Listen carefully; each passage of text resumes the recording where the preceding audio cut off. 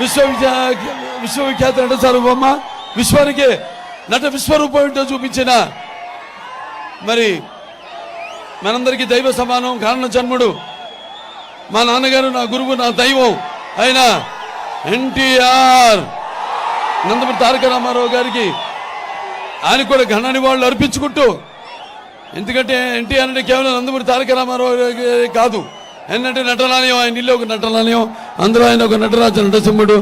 Are అంటే రారాజు, రాజర్జి, రాజకీయ దురంధర యుగంధుడు, రమణీయ కమనీయ సౌమ్య గుణధాముడు.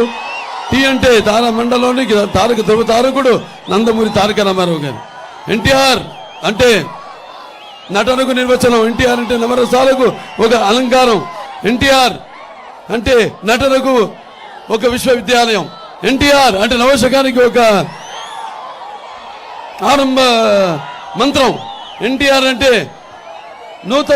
నూతన జాతికి ఒక ఆదర్శప్రాయం, ఎన్టీఆర్ అంటే నానా జాతులకు దైవ సమానం, ఎన్టీఆర్ అంటే మరి యువతకు ఒక ఆదర్శం, ఎన్టీఆర్ అంటే నెత్తురు ఉడికేలా చేసే ఒక అగ్ని కణం. అలాగే ఎన్టీఆర్ అంటే ఆయన నడిచిన జీవితమే భగవద్గీతలా సాగిన ఒక జీవన విధానం ఎన్టీ రామారావు గారు. మరి అటువంటి రామారావు గారు ఆనాడు తెలుగుదేశం పార్టీని స్థాపించారు. ఆయన అంబేద్కర్ గారి ఆశయాలను ముందుకు తీసుకెళ్తూ మరి ఈ యొక్క సమాజ స్థాపన కోసం, సమాజంలో ఉన్న వ్యత్యాసాలను తొలగించడం కోసం, అలాగే ఈ యొక్క సామాజిక న్యాయం కోసం ఆయన అహర్నిశలు పాటుపడ్డారు. ఆయన అందరికీ న్యాయం చేసిన మహానుభావుడు. అంతవరకు అధికారంలో పదవులకి దూరంగా ఉన్న ఈ బడుగు బలహీన వర్గాలైతేనేమి, లేకపోతే తాడిత పీడిత కులాలైతేనేమి, వెనకబడుగున తరగతులైతేనేమి, మైనారిటీలు అయితేనేమి, అందరికీ చేయూతనిచ్చి తీసుకొచ్చి అధికార పీఠం మీద కూర్చోబెట్టిన మహానుభావుడు నందమూరి తారక రామారావు గారు. మరి ఈనాడు ఇక్కడికి అశేష జన సముద్రం,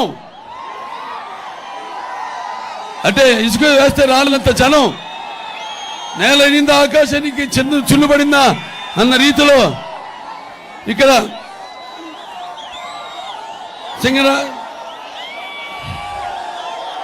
సింగనమల, అలాగే బుక్కరాయి సముద్రం, అలాగే దార్ల గిన్నె, నాపర్ల, దాని తర్వాత పుల్లూరు, దాని తర్వాత నెల్లనూరు, అన్ని మండలాల నుంచి విచ్చేసిన తెలుగుదేశం పార్టీ కార్యకర్తలకు, జన సైనికులకు, అలాగే బీజేపీ కార్యకర్తలకు, నాయకులకు అందరికీ కూడా ముందుగా, అలాగే ఇక్కడ విచ్చేసిన ముస్లిం మైనారిటీ సోదరులకు, అలాగే ముత్తవల్లిలకు, అలాగే ఇక్కడ నా ముస్లిం సోదరి మండలకు, అలాగే మీరంతా కూడా ఒకే మీ యొక్క ఈ ఉరకలెత్తుతున్న ఉత్సాహం చూస్తుంటే నాకు ఒకటే అనిపిస్తుంది, ఈ యొక్క రాబోయే ఎన్నికల్లో ఒక అవకాశం అన్నాడు. ఆ కుర్చీ, ఆ సీఎం కుర్చీని మడత పెట్టే సమయం దగ్గరలో ఉంది. రేపు గెలుపు మనదే. కాబట్టి ఈ యొక్క వైకాపా ఏదైతే ఫ్యాన్ ఉందో దాని 3 రెక్కలను ముక్కలు చేసి బయటపడాల్సిన సమయ ఆసన్నమైంది అని మీ అందరి ఉత్సాహం చూస్తుంటే అనిపిస్తుంది. మరి చూస్తున్నాం మనం, రాయలసీమ అంటే రాయలసీమ,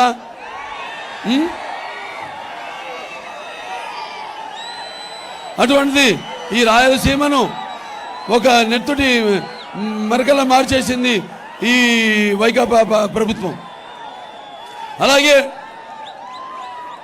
ఈ రాయలసీమను ఏదైతే ఈ పగల సెగలను చల్లార్చి శాంతి నిలయానికి ఒక ప్రతిరూపంగా నిలిపిందో తెలుగుదేశం పార్టీ అధికారంలో ఉన్నప్పుడు, ఇప్పుడున్న ప్రభుత్వం ఈ కత్తుల మన్నల పైన నెత్తులు చిందిస్తుంది అని మీ అందరికీ తెలియజేసుకుంటున్నాను. అలాగే ఈ రాయలసీమలో ఉన్న కాలువల్లో కృష్ణమ్మను ప్రవహింపజేసి ఈ యొక్క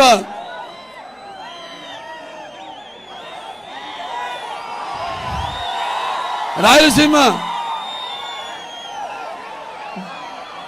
బీడు భూముల్ని సస్యశ్యామలం చేస్తే మన తెలుగుదేశం ప్రభుత్వం, మరి ఈ యొక్క వైకాపా ప్రభుత్వం ముఠాకక్షలను పోషించి ప్రోత్సహించి ఈ కాలువల్లో ఈ యొక్క రక్తపు సముద్రాన్ని ప్రవహింపజేస్తుంది. ఈరోజు ఎన్నెన్నో చేశాము, ఏమో చేశాము అన్ని బుడగపు కబుర్లు చెప్పుకుంటూ మీ ఓట్ల కోసం మీ ముందుకు వచ్చింది. ఒకటే అడుగుతున్నా నేను, జగన్ని ఏం చేసావయ్యా నువ్వు ఇన్ని సంవత్సరాలు?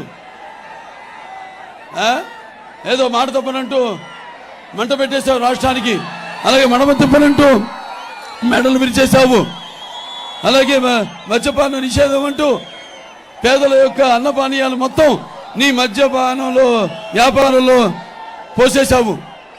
అలాగే జగనన్నంటూ జలగలా పీడిస్తున్నావు, అలాగే మావయ్యనంటూ మనోభావాలను మంట కలుపుతున్నావు, తగలబెడుతున్నావు. అలాగే నవరత్నాలంటూ నవనాడులను పీడిస్తున్నావు. అలాగే నేనున్నానంటూ, అవును నువ్వు ఉన్నావు, నువ్వు లేకుండా ఎక్కడ పోతావు, పోయే సమయం దగ్గర వచ్చింది. నేనున్నానంటూ నీ యొక్క